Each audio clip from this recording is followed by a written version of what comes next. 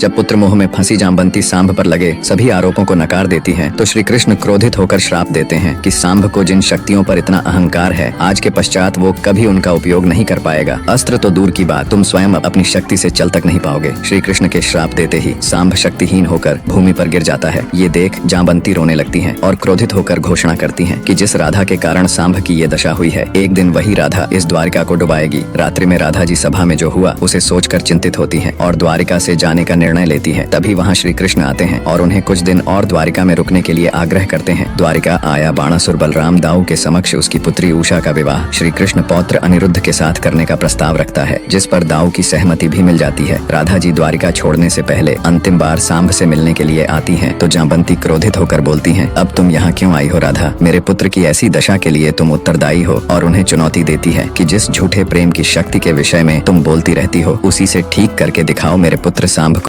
जब पुत्र मोह में फंसी जामवंती सांभ पर लगे सभी आरोपों को नकार देती है तो श्री कृष्ण क्रोधित होकर श्राप देते हैं कि सांभ को जिन शक्तियों पर इतना अहंकार है, आज के पश्चात वो कभी उनका उपयोग नहीं कर पाएगा। अस्त्र तो दूर की बात, तुम स्वयं अपनी शक्ति से चल तक नहीं पाओगे। श्री कृष्ण के श्राप देते ही सांभ शक्तिहीन होकर भूमि पर गिर जाता है। ये देख जामवंती रोने लगती है और क्रोधित होकर घोषणा करती है कि जिस राधा के कारण सांभ की ये दशा हुई है, एक दिन वही राधा इस द्वारिका को डुबाएगी। रात्रि में राधा जी सभा में जो हुआ उसे सोचकर चिंतित होती है और द्वारिका से जाने का निर्णय लेती है। तभी वहाँ श्री कृष्ण आते हैं और उन्हें कुछ दिन और द्वारिका में रुकने के लिए आग्रह करते हैं। द्वारिका आया बाणासुर बलराम दाऊ के समक्ष उसकी पुत्री उषा का विवाह श्री कृष्ण पौत्र अनिरुद्ध के साथ करने का प्रस्ताव रखता है, जिस पर दाऊ की सहमति भी मिल जाती है। राधा जी द्वारिका छोड़ने से पहले अंतिम बार सांभ से मिलने के लिए आती हैं, तो जामवंती क्रोधित होकर बोलती हैं, अब तुम यहाँ क्यों आई हो राधा? मेरे पुत्र की ऐसी दशा के लिए तुम उत्तरदायी हो। और उन्हें चुनौती देती है कि जिस झूठे प्रेम की शक्ति के विषय में तुम बोलती रहती हो, उसी से ठीक करके दिखाओ मेरे पुत्र सांभ को। राधा जी जामवंती को दिए वचन को पूर्ण करने के लिए वन में जाकर सांभ के लिए जड़ी बूटी खोजती है। तभी राधा जी के पैर के कांटे लग जाते हैं और पीड़ा में राधा जी वहीं गिर जाती हैं। श्री कृष्ण चाहकर भी राधा जी की सहायता नहीं कर पा रहे थे। राधा जी अपने हाथों से कांटों को निकालती हैं, फिर भी राधा जी हिम्मत नहीं हारती हैं और पीड़ा में भी अपने पैरों पर खड़ी होकर महल आती हैं। राधा जी की ऐसी दशा देख श्री कृष्ण को अत्यंत दुख होता है और राधा जी को समझाने का प्रयास करते हैं कि सांभ के साथ जो भी हो रहा है वो उसका कर्म फल है राधा, उसके लिए तुम उत्तरदायी नहीं हो। तो राधा जी बोलती हैं, मैं नहीं चाहती कृष्ण कि हमारा प्रेम इस घर का क्लेश बने। कृष्ण ने श्राप दिया है तो राधा नहीं तो कौन ठीक करेगा। और श्री कृष्ण की कोई भी सहायता लेने से मना कर देती है। जब राधा जी सांभ के उपचार के लिए लेप लेकर आती हैं, तो ईर्ष्या में सांभ उनसे लेप तक नहीं लगवाता है। जामवंती अपने हाथों से लेप लगाती है, परंतु उससे भी सांभ के स्वास्थ्य में कोई सुधार नहीं होता। तो राधा जी चिंतित होकर फिर से वन में औषधि खोजने के लिए आती हैं। तभी वहाँ श्री कृष्ण धन्वंतरी का भेष धारण करके आते हैं। राधा जी उन्हें पहचान नहीं पाती हैं और उन्हें प्रणाम करती हैं। तो धन्वंतरी उनसे पूछते हैं कि देवी, आप इस घनघोर वन में क्या कर रही हो?